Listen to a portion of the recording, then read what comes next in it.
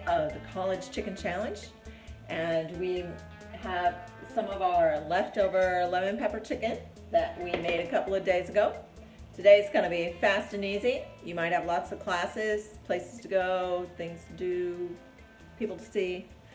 So, ramen. Just use a normal pack of ramen that you would normally make, and we're just going to add a couple of additions to it. Put your noodles in once the water is boiling. Now, this is making for one person, so I just have one package of ramen. If I was doing two, I would use 4 cups of water and 2 packages of ramen. But, just me here today, so I am going to make 1 pack of ramen. I'll probably make another pack later when my husband gets home. I've got my noodles in there. At this point, I can shut off the heat. It isn't going to need to cook that much more. I'm going to take a fork. I'm going to move my noodles around just a minute. I'm going to take a fork. See, my noodles are already cooking up. And so here I've got some of the chicken, some of the red pepper I cooked up, and I want to put a little onion in it also. So I'm going to toss that in there. The heat's already off, and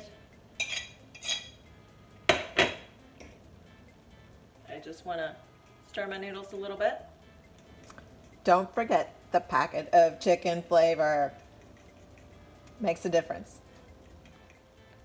And it's almost time to eat. So that is meal 3 of the College Chicken Challenge. How easy is that? That is awesome. And it tastes really good too. Now, if you don't like red peppers, you can put in other vegetables. We have thrown in mushrooms, asparagus, just whatever vegetables you have on hand or whatever you like. But it gets a little chicken in your body and it makes it taste different. Thanks. I'm glad you have finished meal 3 of the College Chicken Challenge.